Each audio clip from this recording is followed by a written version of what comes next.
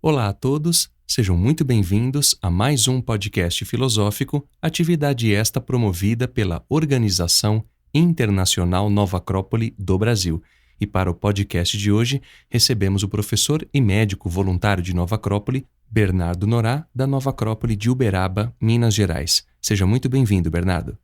Obrigado, Danilo. Um grande prazer estar novamente aqui no podcast da Nova Acrópole. Igualmente, Bernardo. Bem, pessoal, em nosso podcast de hoje vamos falar sobre aspectos filosóficos da memória. A ideia não é esgotar o tema, muito menos trazer aqui verdades absolutas, mas, sob a luz da filosofia maneira clássica, conversarmos, refletirmos e, claro, extrair as melhores ideias de forma útil e prática para as nossas vidas. Bom, a memória é algo fundamental para todo ser humano, ou seja, para que nós nos lembremos quem nós somos, de onde viemos, para onde vamos, enfim, o que estamos fazendo aqui, qual o propósito da nossa vida. Essas, porém, são reflexões filosóficas e profundas que nós vamos abordar também ao longo do nosso podcast. Porém, como profissional da medicina, eu gostaria que você falasse do aspecto científico, cerebral e neurológico da memória, primeiramente. Então, a memória ela tem sido estudada e cada vez sendo mais compreendida, principalmente no último século, mas ainda permanece assim muitos enigmas, né? Ainda permanece um mistério. A gente não pode falar, olha, assim, tem essa parte do cérebro e que ela é responsável pela memória. Então, ou seja, tem estruturas que já vêm sendo identificadas aí há um tempo. Então, mas a gente percebe assim que é todo um complexo, né? Ou seja, são várias partes do cérebro que vão trabalhando em conjunto, cada um com uma parte, com uma função, e isso realmente é bastante integrante todo esse mistério também e essa complexidade que envolve assim, todo o funcionamento da memória a nível assim, no sistema nervoso, no cérebro. Então, assim, na ciência se destaca o papel do hipocampo, tá? Então, tem essa estrutura, e essa estrutura neuroanatômica, ela tem, então, aí um papel muito importante na memória do dia a dia, na memória de curto prazo. Outra estrutura também, já ligada ao sistema límbico, é a amígdala, que também trabalha aí com a memória de eventos emocionais. Então, quando tem um papel aí emocional, também é ativada essa parte aí do cérebro, amígdala, e que também propicia assim, um fortalecimento da memória. Mas também teria várias outras partes, tá? Córtex pré-frontal, enfim, vários outros detalhes, aí todo um complexo, né? Para poder realmente, a nível cerebral, tá acontecendo esse processo. E é importante você ressaltar isso porque, cientificamente, quando vamos estudar um pouco mais sobre essas questões da memória, tecnicamente ela se localiza nesse local, nesse campo onde você falou, ou seja, que é o local físico em que se registram as nossas vivências, as nossas experiências. No entanto, Bernardo, é curioso, porque quando vamos estudar filosoficamente o tema, e obviamente que é importante ressaltar aqui que a filosofia, desde que existe, ou seja, desde os primórdios da humanidade, porque o primeiro ser humano que nasceu e que se perguntou sobre as coisas da vida, sobre si próprio, sobre Deus, o universo, naturalmente foi um filósofo. Mas enfim, enquanto filosofia, a maneira clássica, enquanto os grandes sábios da filosofia, nós vamos perceber algo muito importante, que é uma concepção global do ser humano. Então sempre se estudou o ser humano, não só nos seus aspectos físicos, mas também em outros aspectos, em outras características humanas. Então eu gostaria que você falasse um pouco sobre a ideia da memória, porém agora em relação à filosofia. Por exemplo, quando estudamos o Phaedon, lá o Platão vai falar sobre a ideia da reminiscência, de uma lembrança mais profunda. Então eu gostaria que você falasse um pouco agora dessas características, mais filosóficas, claro, em relação aos aspectos da memória. Legal. Então, vou partir de uma de uma visão mais concreta e partir para conceitos mais abstratos, mais sutis. Em relação à memória, como conceito, assim, a gente acaba conceituando em relação às fases da memória. Então, a memória, a gente entende como essa capacidade de retenção, né, de informações, conhecimentos, fatos, consolidação e recordação, que é a lembrança. Então, a gente acaba conceituando a memória, assim, considerando todas essas fases que ela engloba, tá? Dos conceitos assim, mais concretos, mais objetivos, mais científicos, vamos falar da memória de curto prazo, da memória de longo prazo, memórias que de curto prazo pode chegar a longo prazo, tá? E como classificação se fala normalmente da memória não declarativa e da memória declarativa. Então, a memória não declarativa seria uma memória operacional, tá? Aprender a andar de bicicleta, a manejar um instrumento musical, tá? E a memória declarativa seria a memória em relação a fatos, conhecimentos e circunstâncias. Basicamente, o que a gente entende como memória do dia a dia. Porém, na filosofia, desde a antiguidade, desde os filósofos da antiguidade, se trata muito do tema. Então, quando a gente volta lá atrás, na mitologia grega, os gregos vão falar da musa da memória, chamada Mnemosine. E o que é mais interessante em relação a Mnemosine, quanto musa da memória, é que na mitologia grega ela é a mãe de todas as musas gregas. O que significa isso? As musas gregas, você tem lá a musa do teatro, a musa da história, a musa da dança, etc. Ou seja, essas musas representam todo o aspecto da cultura grega, do conhecimento, enfim. E quando a gente fala que a mãe de toda a cultura e conhecimento é a memória, é a musa da memória, isso fica bem interessante. Então, aí a importância que toda a cultura grega e os filósofos gregos davam à memória. Tá? A memória como assim essa é mãe do conhecimento. Porque como a gente pode falar na filosofia como enquanto busca do conhecimento, busca da sabedoria, como não falar da memória?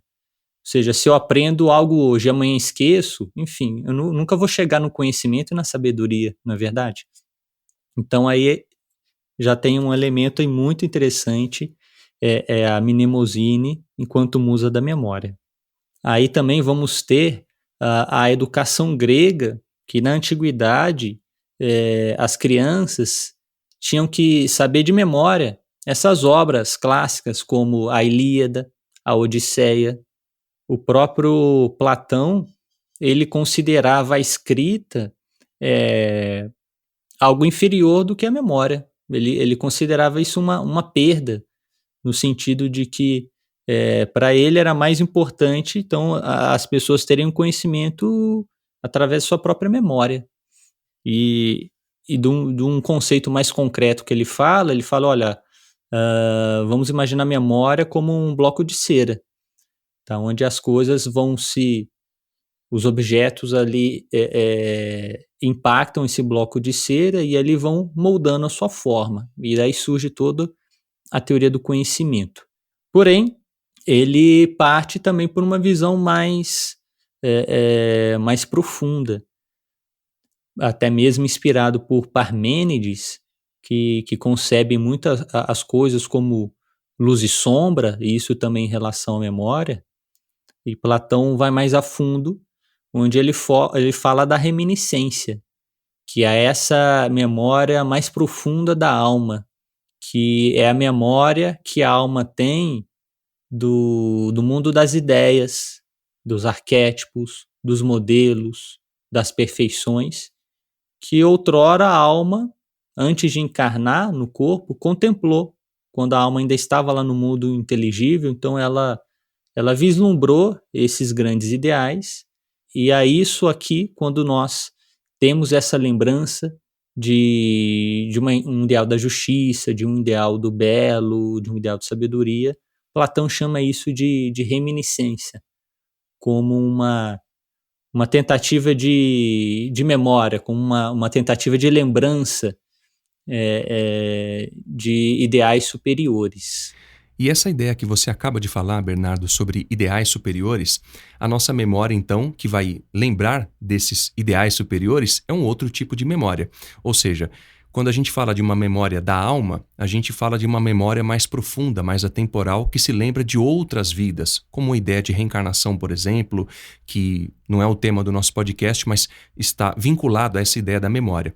Porque a memória biológica, a memória física, ela vai resguardar elementos práticos, como, por exemplo, o nosso corpo físico, que depois que aprende a caminhar, a andar de bicicleta, enfim, outros exemplos comuns, seria uma memória hábito do nosso corpo físico, ele o faz com naturalidade porque já adequou isso ao seu comportamento, já memorizou como se faz. E uma vez feito, não se esquece mais. E há uma analogia que eu costumo fazer que é a ideia do HD, ou seja, o HD como memória, como um armazenamento. Um HD, ele é físico, ou um SSD também é físico, no entanto, nós teremos dados que vão ser gravados nesse HD, que vai no computador ou no notebook, enfim, qualquer tipo de dispositivo que seja. O fato é que algo é físico, esse HD ou SSD, porém os dados que são gravados ali não são físicos. É muito curioso essa analogia porque nós temos algo assim também. Então é justamente sobre isso que eu queria te perguntar, Bernardo, porque o próprio Jung fala sobre essa ideia quando ele diz que nós temos uma memória psicológica e uma memória hábito. O Platão vai falar de uma reminiscência, que é algo mais profundo. Então eu gostaria que você falasse um pouco mais sobre essa memória, para que a gente entendesse do que se trata e como isso funciona, como isso se dá. Então, dentro da filosofia, por exemplo, lá na filosofia grega, hã, há uma concepção do ser humano, não só em relação ao seu corpo físico, que na antiguidade se chamava soma, em grego, mas também o seu corpo psíquico, que é a psique, que a gente poderia aí relacionar com o conceito de alma, ou de nosso veículo, corpo psicológico, e também eles ainda falavam de um veículo superior que seria o nous, que corresponderia à nossa mente superior, ao nosso ser, e daí a gente poderia falar de um grau de memória para cada um desses veículos. Então, uma memória, vamos dizer assim, somática do corpo, que é essa memória mais objetiva, mais concreta, mais cerebral. E daí poderíamos falar dessa memória na nossa psique, onde ela vai estar se relacionando com as experiências, com a assimilação de experiências, de aprendizados. Tanto é que se fala, né? O saber de cor não é só a decoreba, é saber de coração. Como uma referência, uma alusão a essa memória psicológica, e que é fundamental para o ser humano. Ou seja, a nossa memória corporal, enquanto hábitos, ela é muito fácil de desenvolver, muito fácil de desenvolver um hábito, né? Você vai repetindo e desenvolve. E depois aquela história, você aprende a andar de bicicleta e depois nunca mais esquece, ainda que você fique anos sem andar de bicicleta. Pode perder alguma habilidade, alguma destreza na realização dessa ação, mas você não esquece, você não deixa de ter esse aprendizado.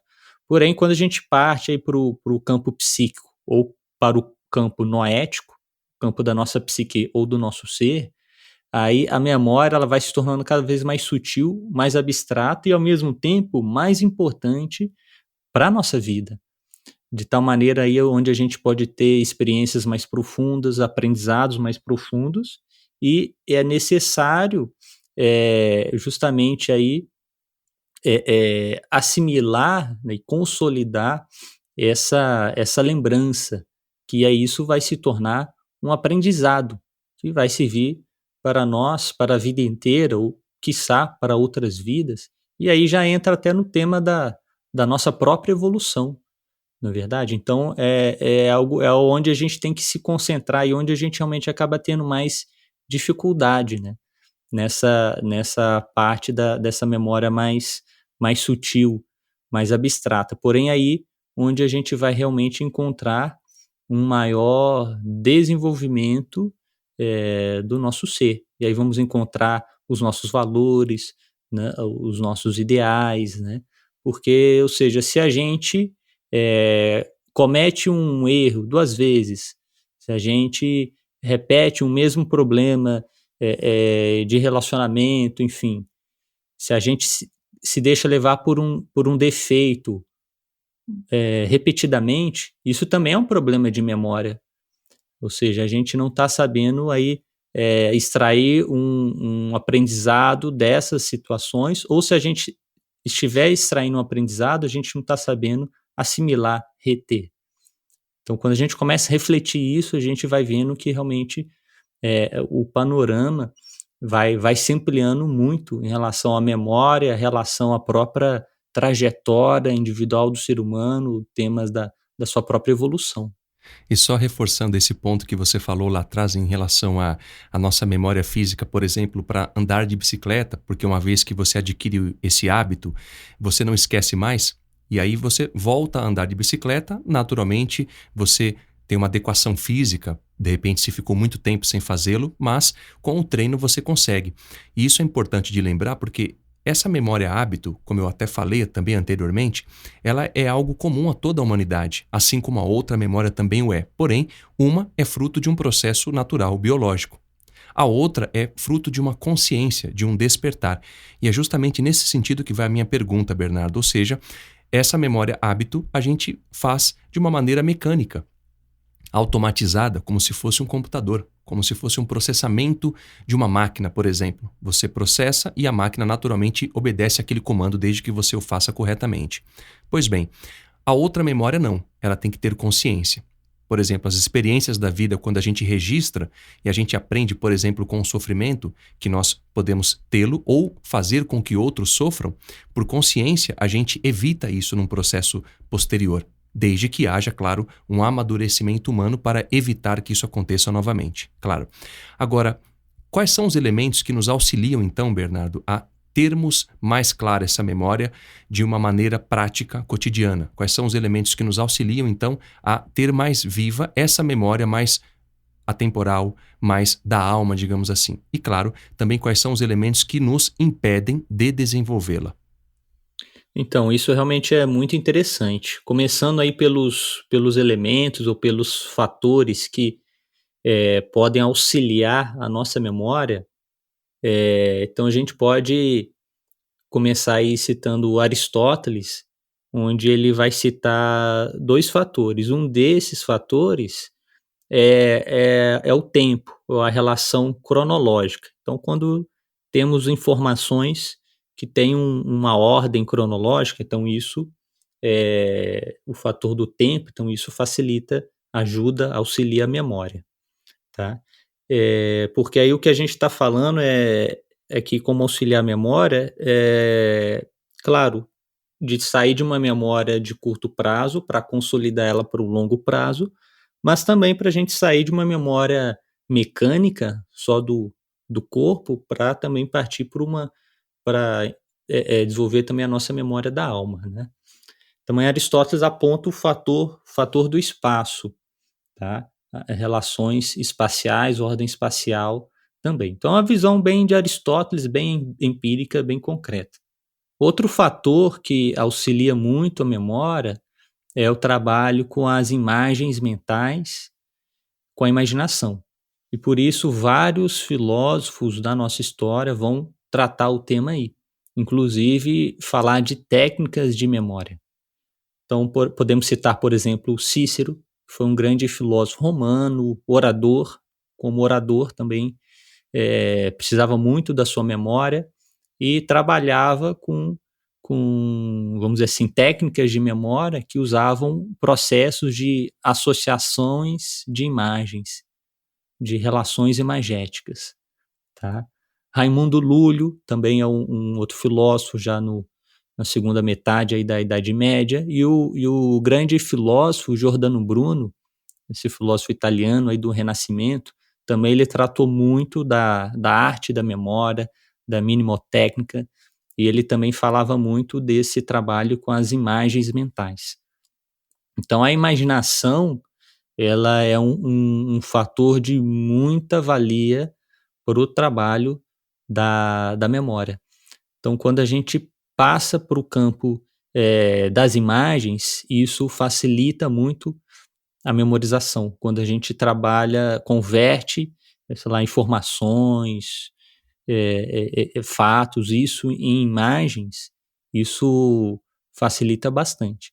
O que o Giordano Bruno vai propor é todo um trabalho com essas imagens para que realmente a gente possa despertar e desenvolver cada vez mais essa memória da nossa alma, essa memória da nosso eu superior e a capacidade, aí sim, de cada vez mais ter o aprendizado, né, e essa recordação convertida no aprendizado das nossas qualidades morais, das nossas virtudes, dos nossos valores. Então é uma grande faculdade do ser humano que é a imaginação criadora, né? Essa imaginação que realmente pode captar os ideais. E também, em relação à memória, não tem como não falar da atenção. A atenção é um elemento fundamental. Em qualquer situação, seja qualquer tipo de memória que você esteja usando, se naquele momento, naquela situação, numa leitura, na vivência de uma circunstância, se você está sem atenção, dificilmente você vai recordar alguma coisa. Como se a atenção fosse esse olho da alma, ver o que está acontecendo, ou essa luz para ver o que está acontecendo. Então, muitas vezes, queixamos muito de falta de memória. Normalmente, a gente reclama muito quando a gente não lembra. Ah, eu não recordo, eu esqueci. Porém, muitas vezes o problema está lá no início, na recepção, que é justamente a falta de atenção. Se você está sem atenção, não tem como lá depois você ter a lembrança, né? Porque não tem como você lembrar daquilo que você não reteve, né? Como é que você vai lembrar do que você não reteu? Então, aí a atenção também seria um outro fator aí fundamental nesse trabalho com a memória. Em relação aos fatores que vão atrapalhar, aí também tem vários que a gente poderia citar. Então a gente tem visto assim nas últimas décadas muito desenvolvimento assim de vários recursos tecnológicos, vários elementos de recursos técnicos de comunicação, de transmissão de informação, e isso tudo tem levado o ser humano cada vez usar menos sua memória, né? Então, sei lá, 30 anos atrás, ou mesmo há 20 anos atrás, era comum a gente saber de memória vários telefones, pelo menos as pessoas mais próximas. Hoje isso é bem menos comum, não é? Então, ou seja, às vezes a gente acaba fazendo um uso excessivo de todas essas tecnologias e às vezes por comodismo, por preguiça, a gente vai deixando a nossa memória sempre em segundo plano. E se a gente vai usando menos a memória, também ela se desenvolve menos. Ou seja, como desenvolver a memória? Ou seja, usando ela. Então é um fator que pode atrapalhar aí, é uma certa preguiça mental. Ou seja, que por preguiça eu vou me deixando de fazer o uso da memória e como tem muitos recursos tecnológicos, realmente eu posso me virar usando ela muito pouco, mas aí a gente deveria ter um grau de atenção aí, de bom senso para, sabe, olha, se eu uso pouco memória, ela não vai se desenvolver, ela vai atrofiar. Então temos que estar bem atento em relação a isso. Outros fatores que atrapalham, a gente pode citar a ansiedade, o estresse do dia a dia, pode atrapalha a memória, porque dificulta a atenção, tá? E num grau mais elevado de estresse, de ansiedade, pode dar até alguns brancos, né? Algumas pequenas amnésia, assim. Outros fatores, a distração, dificuldade de concentração, a falta de concentração, tá? Então isso também atrapalha bastante todo esse processo com a memória, né? Então é importante, assim, nunca deixar ela de lado, sempre ver ela como um aliado, aprender a confiar mais. Se a gente confia mais na nossa memória, a gente vai buscar usar ela mais, e isso vai trazer um melhor desenvolvimento da nossa própria memória.